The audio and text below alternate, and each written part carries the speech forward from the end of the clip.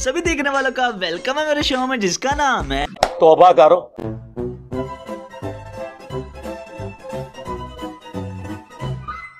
चलो भाई देखो अब मैं क्या करता हूँ।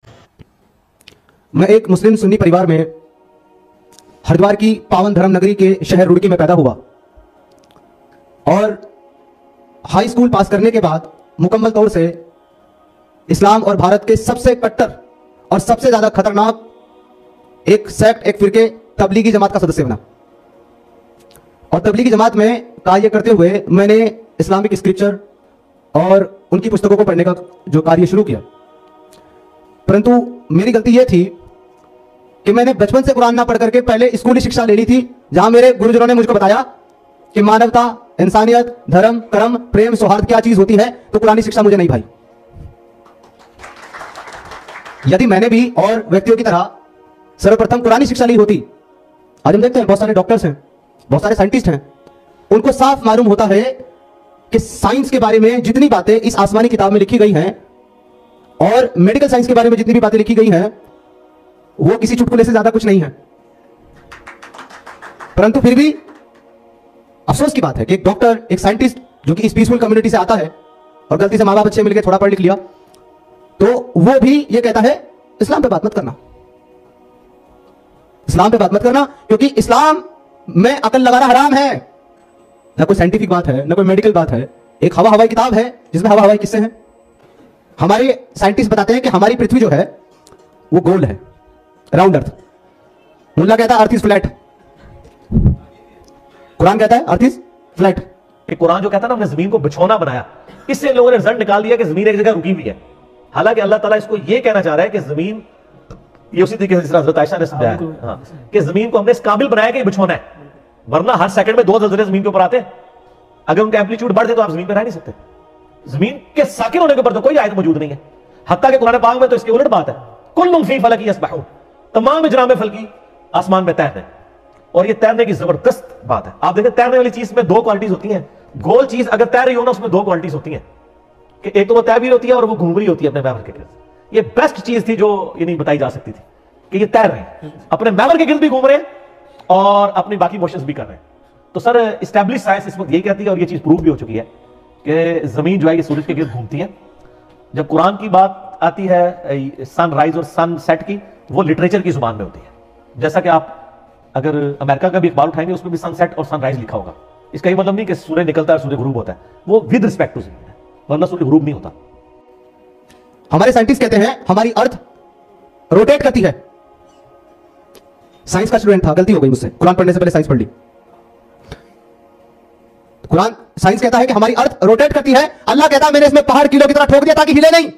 रुको जरा, सब्र करो, आगे चल। लिहाजा पहाड़ों को जो स्टेबलाइजर कहा गया है, इस हवाले से नहीं कहा गया कि वो जमीन चौकोर है।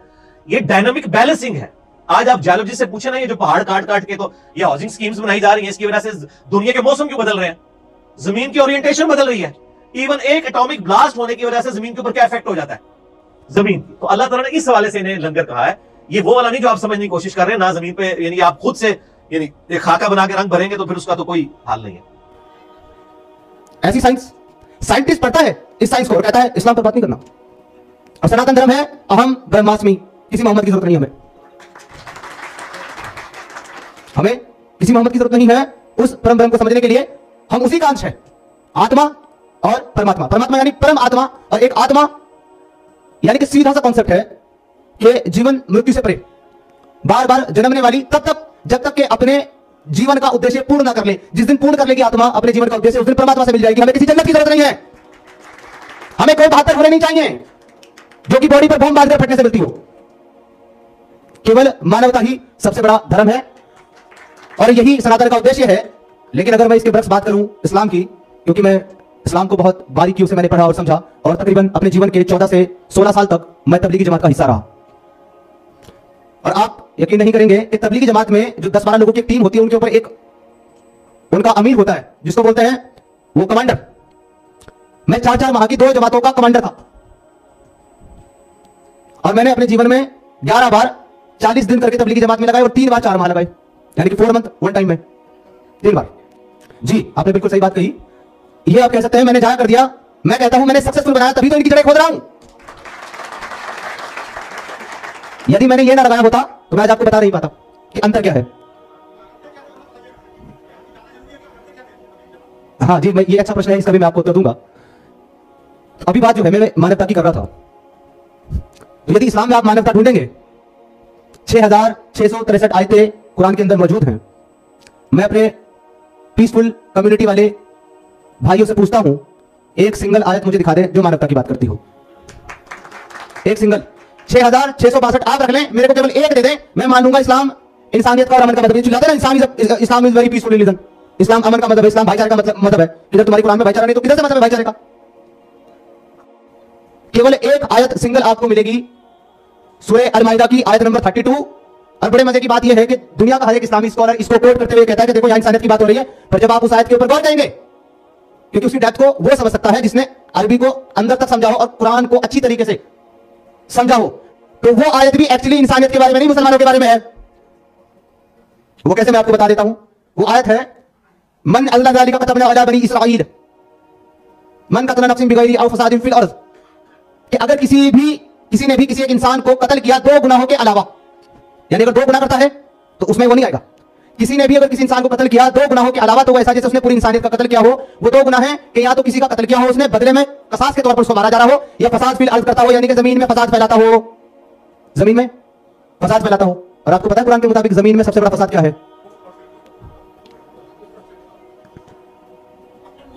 तो जो कुफ्र है, अल्लाह के सिवा किसी और की इबादत करना, यह जमीन का सबसे बड़ा फसाद है। तो अगर किसी कुफ्र करने वाले को मारोगे तो इंसानियत का कत्ल नहीं किया तुमने, यानी मुसलमानों के लिए भी, ये भी मुसलमान। भाई मुशरिक कौन होगा? जो अल्लाह के सिवा किसी और की इबादत करे वो मुशरिक, और जो अल्लाह के साथ किसी और को, अल्लाह की बात को ना माने, मोहम्मद को ना माने, वो काफिर। और जिसने कुफ्र किया और जिसने शिर्क किया उसने जमीन में फसाद फैलाया, तो लिहाजा उसको मारा तो इंसानियत का कत्ल नहीं है। केवल जो शिर्क ना करता हो और जो कुफ्र ना करता हो उसको मारा तो इंसानियत का कत्ल। वो कौन है? जो शिर्क नहीं करता। तो ये आयत भी एक ले दे के 3 के पास, वो भी खत्म। जो भी दुनिया में ये कहता हो इस्लाम इज अ पीसफुल रिलीजन, उसको मेरा चैलेंज है, वो दुनिया का कितना ही बड़ा स्कॉलर हो, किसी भी कंट्री का रहने वाला हो, कैसा भी मुसलमान हो, वो आज टॉपिक पे डिबेट कर ले। अगर उसने साबित कर दिया Islam is a peaceful religion, Islam is a peaceful religion, तो मैं वापस अपने सारे साथियों के साथ इस्लाम कबूल करने को तैयार हूं। अगर वो नहीं कर पाया तो उसको सनातन धर्म एक्सेप्ट करना पड़ेगा। और याद रखें कि जब भी इंसानियत के ऊपर हमला हो, चाहे किसी मुसलमान पे हो, चाहे किसी हिंदू पे हो, ईसाई पे हो, यहूदी पे हो, हमें इंसानियत की कदर के लिए खड़ा होना चाहिए। ये अक्सर मुसलमान बड़े यानी फख्र के साथ हॉलोकॉस्ट को बयान कर रहे होते हैं, जी वो 60 लाख यहूदी मार दिए थे हिटलर ने, 6 मिलियन ज्यूज, या चले बात कहते हैं गुलूब है वो 6 लाख थे, चले 6 लाख भी हो तो ये कोई खुशी का मौका है। वो हिटलर ने इसलिए तो नहीं मारे थे कि वो उसकी कोई जाती दुश्मनी थी उनके साथ, सिर्फ इस वजह से कि वो समझता था कि हमारे माशरे के अंदर ये मजहबी तर्क है।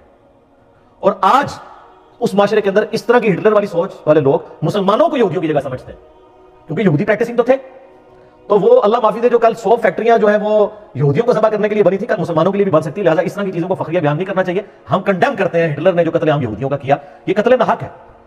इस्लाम तो यानी किसी मुसलमान के कत्ल की बात नहीं सिर्फ करता, इस्लाम तो कहता है कि जिसने एक इंसान को कत्ल किया। सूरह अल-माइदा की आयत नंबर 32 है, अऊज़ु बिल्लाहि मिनश शैतानिर रजीम, बिस्मिल्लाहिर रहमानिर रहीम। मिन अजलि ज़ालिक, अल्लाह ताला ने हजरत आदम अलैहिस्सलाम के 2 बेटों का वाकया बयान किया है कि काबिल ने हाबिल को कत्ल किया। उसके बाद अल्लाह ताला कहता है इसके सबब कतबना अला बनी इसराइल, हमने बनी इसराइल के लिए चीज तय कर दी थी। और ज़ाहिर है कि शरीयत मुहम्मदिया सल्लल्लाहु अलैहि वसल्लम उसी की कंटिन्यूशन है। अन्नहु मन क़तल नफ्सन बिगैरि नफ्स, कि जिसने भी किसी जान को कत्ल किया सवाए इसके कि वो कत्ल के बदले कत्ल कर रहा हो, और वो भी जुडिशरी करेगी, यानी कातिल को लाके कटहरे में खड़ा किया, उसके बदले किसास में उसे कत्ल किया गया। औ फसादिन फिल अर्द, या जमीन में कोई फसाद मचा रहा हो, कत्ल नाहक कर रहा हो, वो भी जुडिशरी का काम है। किसी ने मुजाहिद मिल्लत खुद नहीं बनना। फकअन्नमा क़तल अन्नास जमीआ, तो गोया उसने पूरी इंसानियत का कत्ल किया जिसने एक इंसान को भी नाहक कत्ल किया। वमन अहयाहा, और जिसने एक जान की जिंदगी बचाई, एक जान चाहे वो काफिर हो चाहे मुसलमान हो, फकअन्नमा अहया अन्नास जमीआ, तो गोया उसने पूरी की पूरी इंसानियत की जान बचा ली। यही वजह मेरे भाइयों कि मैंने तकरीबन 2 साल पहले, आपको पता है बार्सिलोना के अंदर एक मुसलमान ने जो है वो टूरिस्ट के ऊपर वैन चढ़ा दी थी। तो मेरे ख्याल में तो किसी भी मुसलमान स्पीकर ने इसको कंडेम उस तरह नहीं किया आके, मैंने आके यानी इसको ओपनली कंडेम किया था। वो आप यूट्यूब पे जाके मेरा क्लिप देख लें कि जो बार्सिलोना अटैक है वो एंटी इस्लामिक एक्टिविटी है। तो आपको इंसानियत के रिश्ते में बात करनी है, तब आप काफिरों को कह सकते हैं कि वो आपके साथ उसमें सलूक करें। अगर आप सिर्फ मुसलमानों के हक की बात करेंगे तो सर फिर उनके लिए तो अपना खून इंपॉर्टेंट है, और इस्लाम के रिश्ते में सबका खून इंपॉर्टेंट है। किसी इंसान को आप नाहक कत्ल नहीं कर सकते। सूरह अल-माइदा आयत नंबर 32 आपने सुन ली कि पूरी इंसानियत का कत्ल है किसी को नाहक कत्ल करना, और वो जरूर शेयर करना है सूरह अल-माइदा आयत नंबर 32 कि जिसने एक इंसान को भी नाहक कत्ल किया गोया पूरी इंसानियत को कत्ल किया, और जिसने एक इंसान की जान बचाई पूरी इंसानियत की जान बचाई। मुसलमान की बात नहीं हो रही। बल्कि इसमें बड़ी स्टॉनिशिंग एक हदीस है, वो भी जरूर शेयर करवाएं, सही बुखारी के अंदर हदीस है। नबी सल्लल्लाहु अलैहि वसल्लम ने फरमाया, जिसने किसी जिम्मी काफिर को कत्ल किया, किसको? जिम्मी काफिर को, वो जन्नत की खुशबू भी नहीं पाएगा, हालांकि जन्नत की खुशबू 40 साल की मुसाफत से भी आ रही होगी। एक काफिर को नाहक कत्ल करने वाला भी जन्नत में नहीं जाएगा, चाहे वो मोमिन काबिल क्यों ना हो। ये तालीमात लोगों के सामने लेकर आए और बताएं कि इस्लाम इंसानियत की कदर करता है, सिर्फ चंद विर्चुअस की कदर नहीं करता। बाकी ये जरूरी नहीं होता कि आप अगर साइंस को पढ़ रहे हैं तो इसके बाद आप खुदा तक पहुंच जाएंगे, जब तक कि आप ओपन माइंड होकर प्री डिटरमिन्ड रिजल्ट्स के बगैर ना देखें। मैंने तो देखा कई लोग एक फील्ड के अंदर बड़े एपेक्स के ऊपर होते हैं, लेकिन दूसरी फील्ड के अंदर उन्होंने अपने उसूल और मुबादी डिफरेंट रखे।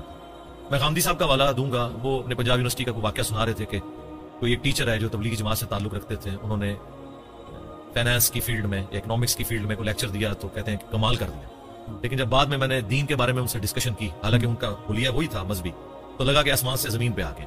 दीन के मामले में आप यहां पे भी देख लें कितने लोग हैं, रिटायर्ड जनरल्स हैं, सुप्रीम कोर्ट के जजेस हैं, इसी तरीके से डॉक्टर्स हैं, इंजीनियर्स हैं, लेकिन दीन के मामले में वो अनपढ़ मौलवी के पीछे आंखें बंद करके चल रहे हैं। वहां उन्होंने उसको अप्लाई नहीं किया।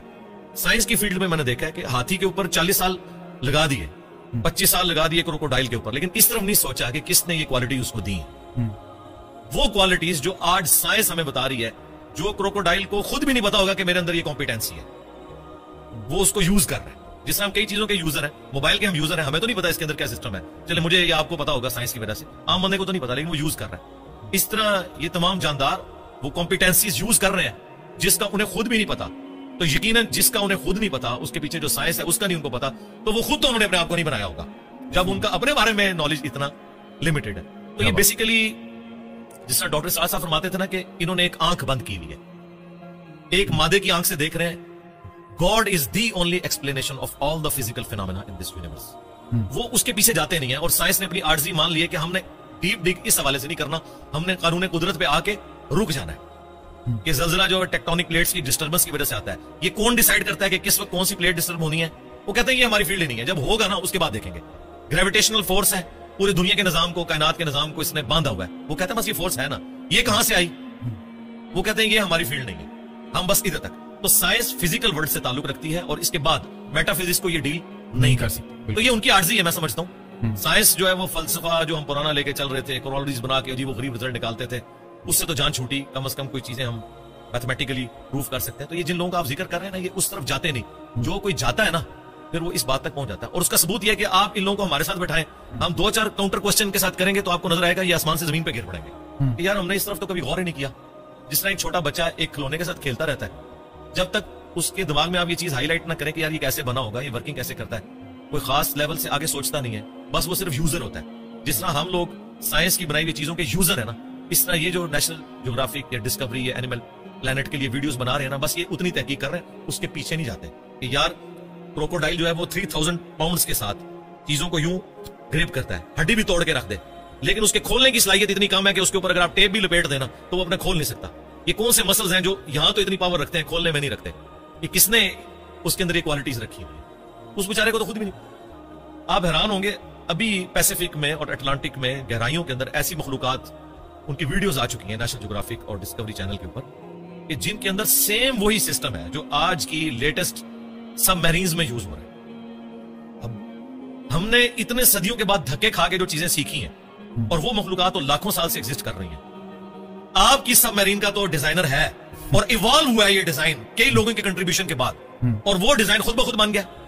आपकी सबमरीन में तो आप फ्यूल खुद डालते हैं, और वो जो सबमरीन्स फिर रही हैं वो अपना फ्यूल भी खुद तलाश करती हैं और अपनी रिप्रोडक्शन भी करती हैं। आपकी सबमरीन तो कोई बच्चा नहीं देती, ना उसका आगे से कोई बच्चा होता है, उसके ऊपर अरबों डॉलर लगाने पड़ते हैं। ये तो किसी के बनाने से बने हैं, और वो खुद ब खुद बन गई है चीज। मैं अक्सर कहता हूं कि इस कायनात में हर चीज मौजूदा है, लेकिन हम इन मौजूदात के आदी हो चुके हैं। अगर कोई शख्स ऐसी दुनिया का रहने वाला हो जिससे ये एक्सपीरियंस ना हो कि अंडे में से चूजा निकलता है, और उसने अंडे को सिर्फ खाने के तौर पर तोड़ के उस लेसदार मादे को यूज किया हो, वो कभी भी यकीन नहीं करेगा इसमें से इतना खूबसूरत चूजा और ये बड़ा होकर इतना बड़ा मुर्गा बन जाता है। लेकिन हमारे ये रूटीन में है, इसलिए हमें कोई ऑकवर्ड नहीं लगता। एक बीज 6 अरब गुना बड़ा दरख्त बन जाता है। अगर कोई ऐसी दुनिया का बाशिंदा हो जिसे ना पता हो कि इस बीज में से ये सारा दरख्त निकलता है और इसमें एक एक टाइनी डिटेल इस बीज के अंदर मौजूद है, वो कभी नहीं मानेगा कि इतना डाटा इतनी छोटी सी हार्ड डिस्क में कैसे आ सकता है।